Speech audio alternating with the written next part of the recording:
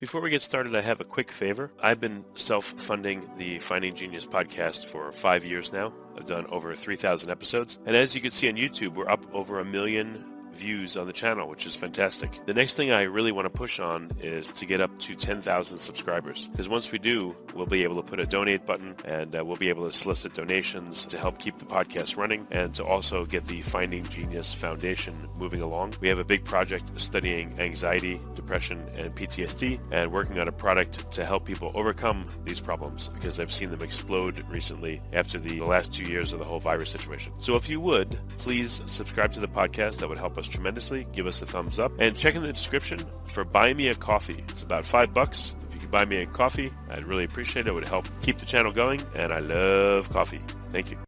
Forget frequently asked questions. Common sense, common knowledge, or Google. How about advice from a real genius? 95% of people in any profession are good enough to be qualified and licensed. 5% go above and beyond. They become very good at what they do, but only 0.1% are real geniuses. Richard Jacobs has made it his life's mission to find them for you. He hunts down and interviews geniuses in every field: sleep science, cancer, stem cells, ketogenic diets, and more. Here come the geniuses. This is the Finding Genius Podcast with Richard Jacobs. Hello, this is Richard Jacobs with the Finding Genius Podcast. My guest today is Riggs Eckelberry. He's the CEO of OriginClear and pioneer of Water on Demand, trademark term. So we're going to talk about his background and what these things are, what they mean. So welcome, Riggs. Thank you for coming. Richard, it's a great pleasure. Thank you. Yeah, tell me a bit about your background.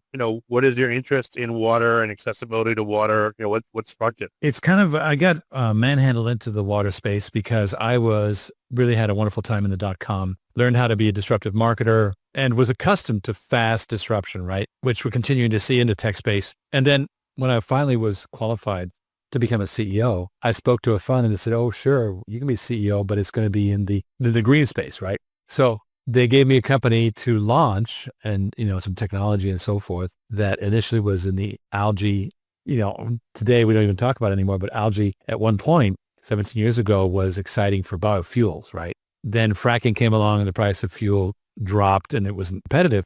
But we then were able to reuse the technology to transform water. And that was interesting because then I learned that the water industry is not big into change. They're like, everything's fine. We don't need to change anything. But the fact is they're in crisis. What do you mean they're in crisis? What's going on? Well, just to give you one stat, in just 4 years now, 2029, there's going to be an unmet budget of $435 billion a year for American water infrastructure. That's according to the American Society of Civil Engineers. So nobody's going to make up a $500 billion annual unmet budget. It's not going to happen, right? So what happens when all that stuff, because it's not just stuff getting old, it's also seawater intrusion, climate change, a bunch of things are happening all at once. So how do you remedy it? Well, the easy solution, which is becoming really trendy now, is for business to do its own water treatment. Don't touch the fresh water, that's fine. But the dirty water is the challenge. And if you can get business to take care of its own,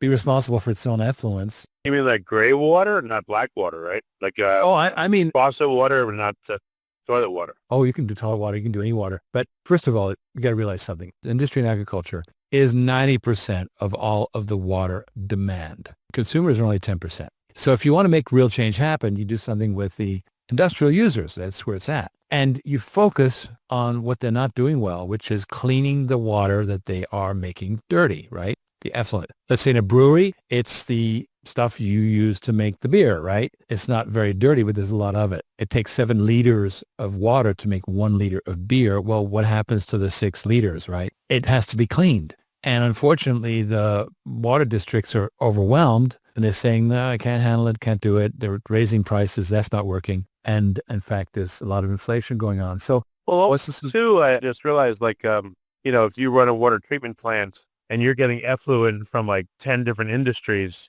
it'll be much harder to clean that once it's all mixed than if you got it further closer to the source and you only had, let's say, beer. You only had the beer, elements in it instead of maybe other chemical wastes and things that would make it harder to separate. You are so perceptive because what's happening is because it's a one-size-fits-all, they're not doing a great job. Now what's happening is lawyers are launching class action suits because of the forever chemicals and so forth. Not against the city, but against the original polluter. The original polluter says, what? I sent the water to the city. It was supposed to be clean, but it wasn't. So out of self-preservation, they're having to treat the water themselves. And frankly, it shouldn't be otherwise. Well, you should treat your own water. What's the big deal? I mean, that makes too much sense. So we have this movement called decentralized water where, those who make it dirty clean it before they either reuse it or use it to irrigate or send it to the city or whatever it is, but they take responsibility for it. And that is a growing movement. Okay. So what industries have harder to treat water than others? Like, if you made a Pareto, what makes it hard to treat versus not? Which industries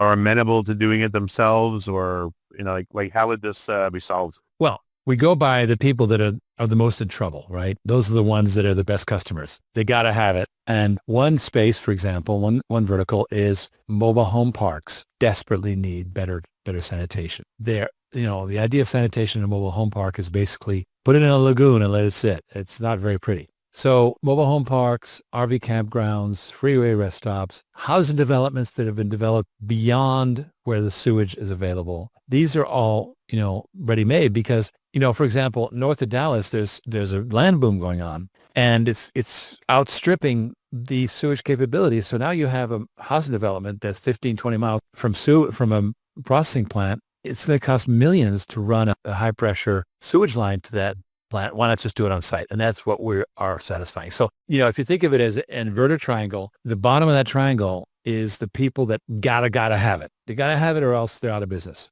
And that's who we've been servicing the most. The really, really gnarly problems, oil and gas, very toxic waste are being handled at there's different levels of need. Like if you're a large factory, then you're going to have to put in, a $25 or $50 million system. And so there are companies out there that do the high-end stuff. What we do is do the everyday. For example, we help power plants clean their water, and that's, let's say, a $5 million project. That's what we do all day long. So we have, first of all, just treating it, never mind the part I'm going to get to. There's this growing demand for do-it-yourself water treatment, and we're in there with these cool modular systems that you drop in place, connect them up, and nobody has to be an expert. So that's step one. Then what we found was in order to go beyond the people that have to have it to the people who would like to have it, we had to fix the problem that nobody is set up to spend $1 million.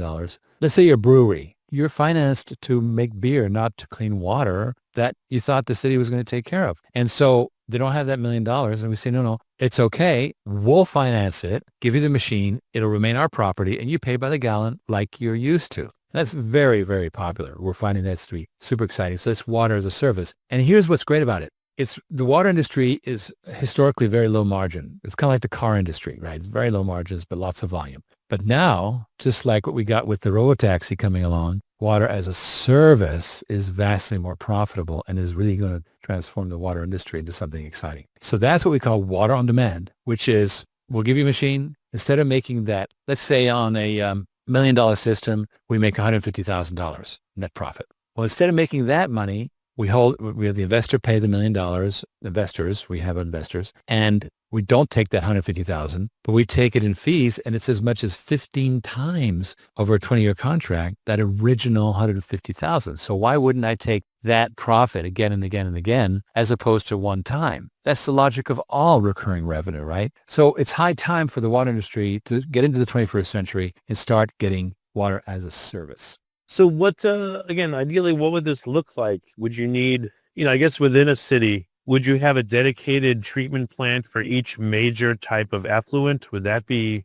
a good system? And all the people that are in that industry contribute to the funding and running of that plant, let's say, so that they don't discharge, raw effluent to like one common plant that has to handle it all? Like, what do you think this would look like and who would pay for what in a fair system that would benefit everybody? Well, you're talking about pooling, and that is one idea, but what works most directly is because we've miniaturized it so that even a small brewery can have a water treatment system in its corner. So why not have their own? They have their own. It's just like having their own chillers. Why would you have a central chiller location that people have to go to? Just have your own setup and you treat your water. And because people have different uses for that water, some of them want to recycle it. Some of them want to send it back to the city. Some of them want to use it for irrigation. So why not let, it's like, I often think that I grew up in Europe where there's a lot of mass transit. But nobody loved mass transit, right? It was okay, but it was not fun. And you still had to get to the subway entrance, and then you had from the subway at the other side, you had to go to your location. Well, now we're moving towards individual cars that are robots, and it's door to door, right? It's simple. And so that's really what it's about is one site, one system, basically. And that's what's exciting about it. Right, but why would it function any better? What are the parameters under which it needs to operate to ensure that it's fixing the problems from the past? Oh, okay. So now these are all connected systems. So imagine when I put in place a water system at a brewery, I've got sensors that monitor the quality of the outgoing water, right? And I'm being paid by the gallon. And of course, I'm being paid by the gallon of water that meets regulations, right? Otherwise, I won't get paid. So as needed, I will send out technicians to maintain that system. But we're now able to make them small enough that they're literally, we were putting in brewery systems that fit in, less than 500 square feet. I mean, you just put them in a corner and let them go. Why would you want to do a central one? And, there's examples of that being done. For example, in California, there's Kern County is it's actually the most productive county in America for oil production. And all 23 oil producers send their produced water to one place called Valley Disposal. And Valley Disposal takes care of it all. So that is done, right? It happens. Only problem is that Valley doesn't do a great job, and the 23 oil producers don't care. They're like, hey, I sent it to Valley. Valley took care of it. Well, it didn't. But the real problem is, how do you get responsibility? How do you make sure that people do what they're supposed to? That is, put a system on site that meets the requirements, that run under contract by us, Water on Demand, that we make good money on, and they don't have to worry. And if the thing starts misbehaving, somebody shows up from the head office from us to fix it. So it's really, for them, it's virtual water treatment and the simplest possible method. Because you start doing a pooled community, and then one of the parties starts misbehaving or going out of business, and then you have a financial crisis, and then the pooled system doesn't work well, and who's responsible? You have community issues. Whereas here, it's very granular. One business, one water system, and they can have variations in the effluent, and it's suited exactly to that user. And, I'll remember that also there's a use for that water, but different users want to use it differently, right? If I send it all to a central location, I've given up the ability to recycle it myself. One of the benefits of doing my own water treatment is it's going to lower my water rates because I will recycle. I'll reuse my water. Guess what? That helps with droughts. So it's a win-win. Before we continue, I've been personally funding the Finding Genius podcast for 4.5 years now, which has led to 2,700 plus interviews of clinicians, researchers, scientists, CEOs, and other amazing people who are working to advance science and improve our lives and our world. Even though this podcast gets 100,000 plus downloads a month, we need your help to reach hundreds of thousands more worldwide. Please visit findinggeniuspodcast.com and click on Support Us. We have 3 levels of membership from $10 to $49 a month, including perks such as the ability to see ahead in our interview calendar and ask questions of upcoming guests, transcripts of podcasts you're interested in, the ability to request specific topics or guests, and more. Visit findinggeniuspodcast.com and click Support Us today. Now back to the show. What about combining water collection? If you're in an area where there's any significant amount of rain, why not also have, the treatment part double and have cisterns to collect rainwater so you have a lot more water to play with? A wonderful concept. It's not our space. We don't deal with that. Water, rain harvesting and so forth. We've done projects like that. We have a division in. The reason why I say is look, if you're going to put down a footprint and put down all this equipment and everything, yes, I know it's not your main industry, but if it's yet another way, since you're putting that in anyway at the time of the project, maybe you could partner and get some of that put in, so it just amplifies the ability of the system to function. It's a great idea. The problem is the selfishness of the users. They're like, no, I'm good. I'm just going to treat my own water. Thank you very much. I get water from the city. It's all good.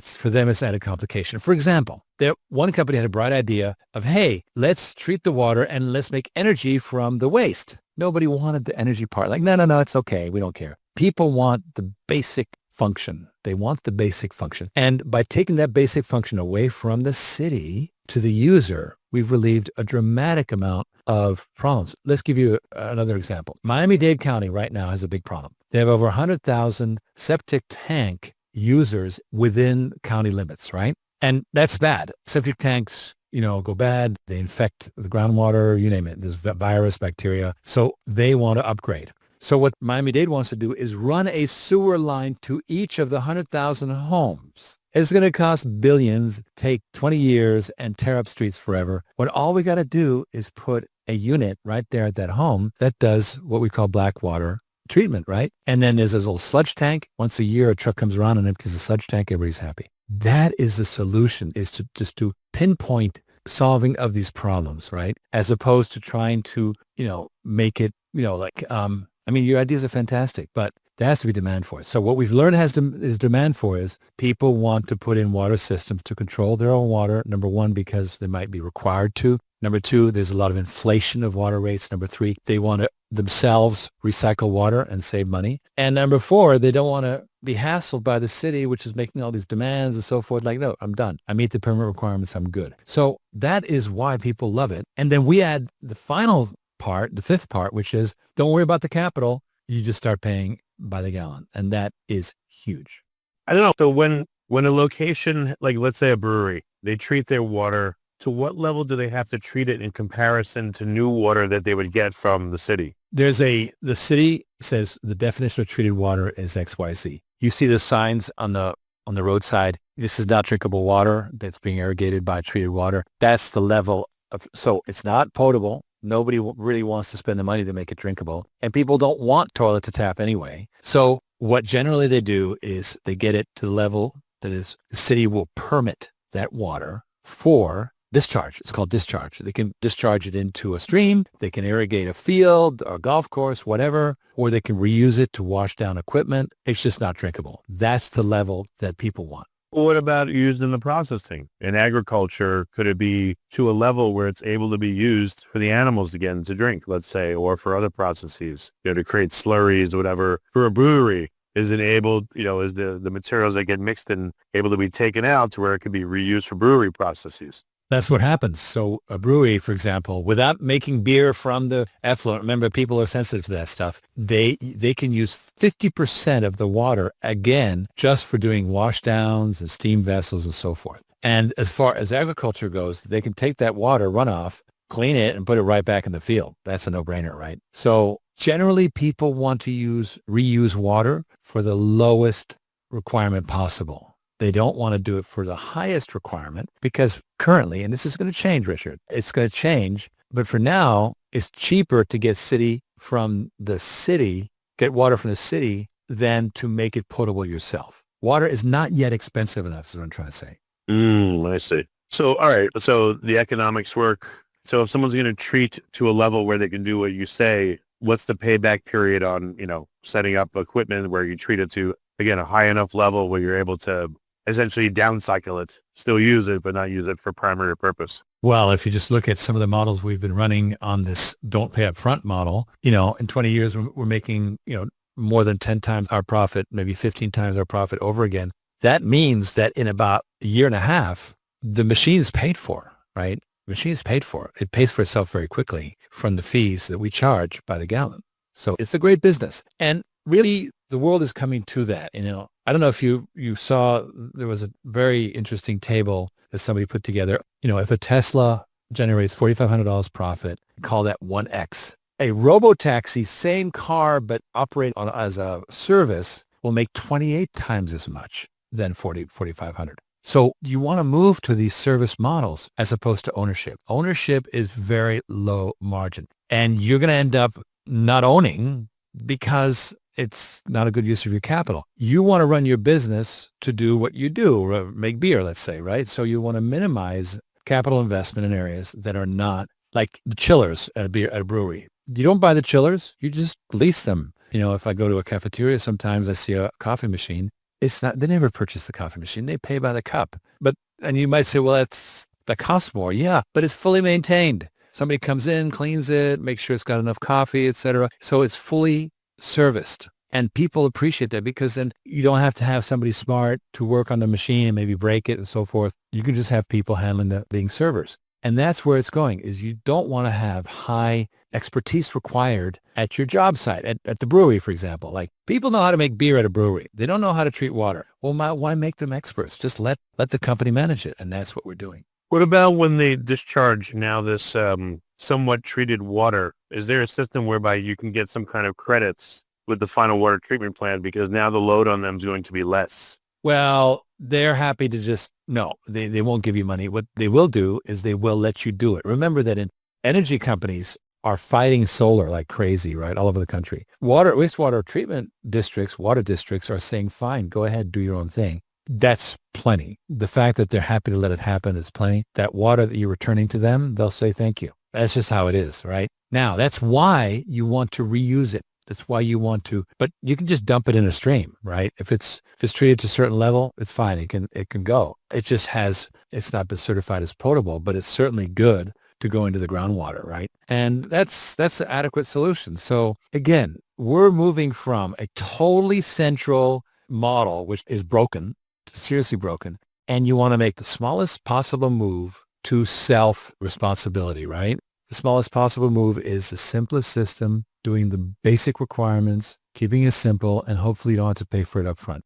Who owns water treatment plants in a given city, let's say? It's the city. They put out bonds. So the city or the county, whoever it's got, the water district owns it. It's owned and managed by the government. And they do municipal bonds, which people invest in, and it pays for the system. And, the investors make money from it. So it's very, very similar to what we're doing here. We got investors investing in the system, but it's just one at a time. And anytime you have a monopoly breaking up, you have the market really exploding because, in the first part of the 20th century, everything was about centralization. That was the most efficient, right? We had mainframes. Mainframes were very efficient. For the mainframe, for the end user, I was around when you had to, book time on the mainframe. You couldn't just walk up and start using it. Then we moved to PCs. PCs are not efficient for themselves, but they're efficient for the user because they're there when I need it. Boom. The rest of the time it's just sitting there idle, right? That's fine because the reason for the PC to exist is not for itself to be efficient, but for it to save me time. So it's turning it around, and this whole centralization model is going away because it favors the centralizer. It does not favor the user, and it's broken. As you pointed out earlier in this podcast, it's not versatile enough to deal with all the different kinds of effluent. And so therefore it's just one size fits all. Doesn't do a good job. You can go to a site. I was thinking about asking you, why don't you buy it from the city? And then I thought, well, all right, the government's going to have a lot of legal protections, et cetera. Then I thought, what if you can become the licensed operator for a plant for a city? And now you'd be able to make maybe some changes and all that and kind of vertically integrate what you're doing with the businesses in the city. Yes, a lot of that happens already. It's called Design, Build, Operate, DBO. And there are large companies like Veolia that operate the municipal water systems.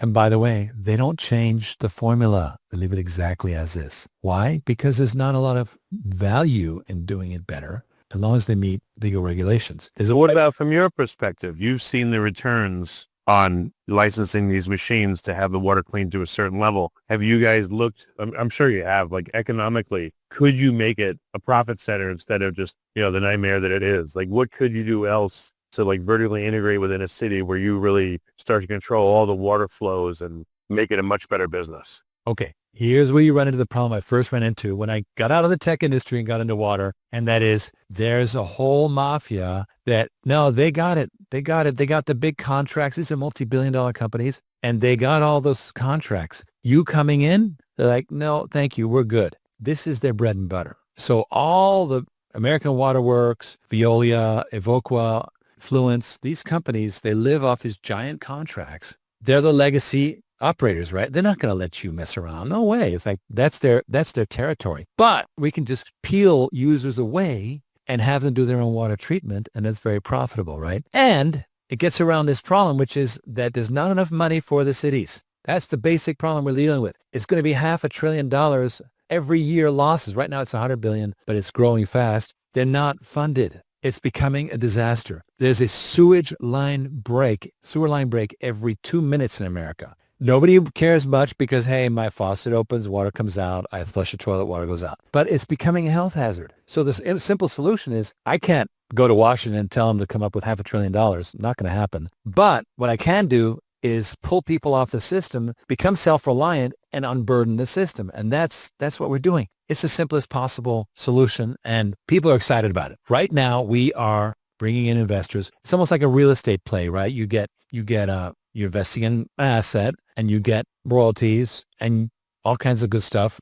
depreciation, credits and all that. And you can even have, we've been putting in a banking system. It's a lot like real estate. And now investors, regular investors are saying, hey, wow, water. And what's good about water is, unlike real estate, unlike oil and gas, it does not go through giant up and down cycles. Water just keeps going steadily, more and more demand. It doesn't go through those cycles because water is water, right? So people like it as a space. Investors like it. You can go to OriginClear.com, click invest, and you will see how you're going to get a piece of the company, but you'll also get those royalties. And that, I think, is super exciting. I know you said it's not our business, but has anyone, again, done the calculation? Let's say a brewery, and you're able to, you can get them to reuse 50% of the water. They're paying you for the treatment. Now, maybe if you add in, again, rain collection, I know it's a secondary thing. What if you're able to get up to, you reduce the water they're getting from the city to 25% of what it was, or 10%, or maybe zero?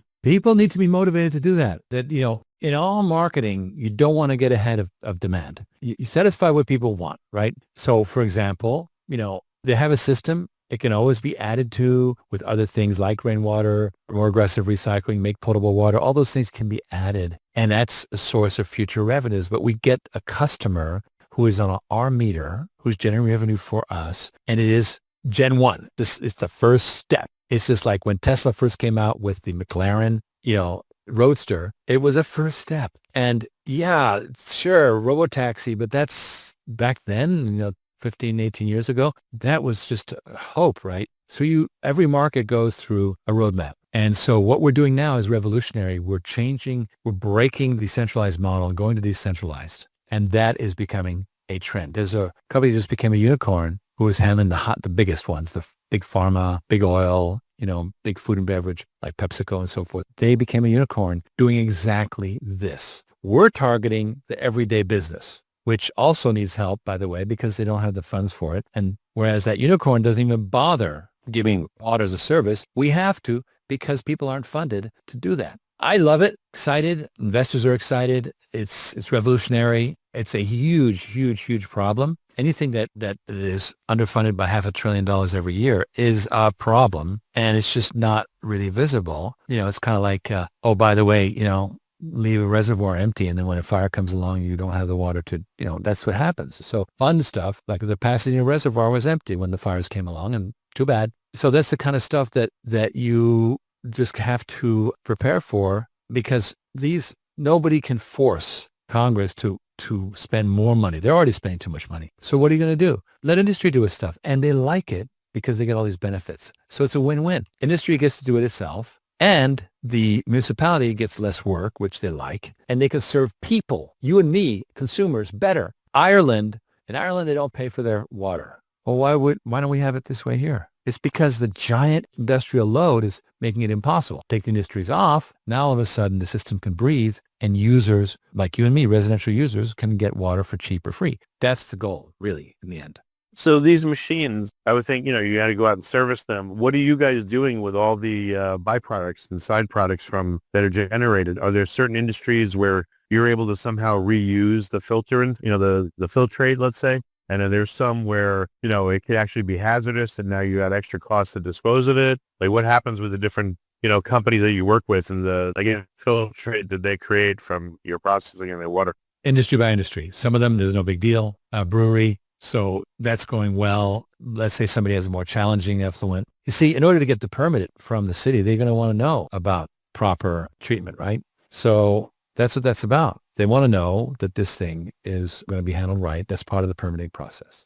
So we're basically, I just want to, like what industries, so it sounds like breweries are working well. Any other industries where you'd like to, but it's just too tough, or is that revealing proprietary information? Like, I'm just curious about what industries this works well for you for, and which ones it's like, not so easy. Well, we're dealing with users that are not huge. Typically, a toxic waste producer tends to be large. Think factory, think, chip processing. I mean, all kinds of industries out there that generate toxic stuff. They're generally a bit large for us. As I was saying, we're finding that there's tens of thousands of mobile home parks that need us. Well, that's plenty. That, you choose a vertical and you stick with it. Remember, we're not trying to solve everything all at once. We're just trying to put in place a new model that will become the new normal. And that is, first of all, taking these large central water systems and miniaturizing them, which we've done, implementing them, installing them, which we've done. People love us. We do a great job. And now the final thing is the capital. And that's where you have a real estate-like structure where the investors come in and they do their thing. They get a return on their investment. They're happy. So the investors are happy. The end users are happy. The city's happy because they get less load. And so we've created something that is a net positive in the market. No, that's great. That's really good. I know a lot of my comments are idealistic because I'm not in the industry, but I'm just trying to think of, well, why not this? Why not that? So thank you for being patient with them, No, we think about that stuff all the time. And then we just have, what will people buy? That's the bottom line. And anything that doesn't work is just water under the bridge, right? Ooh, nice. I like it. All right.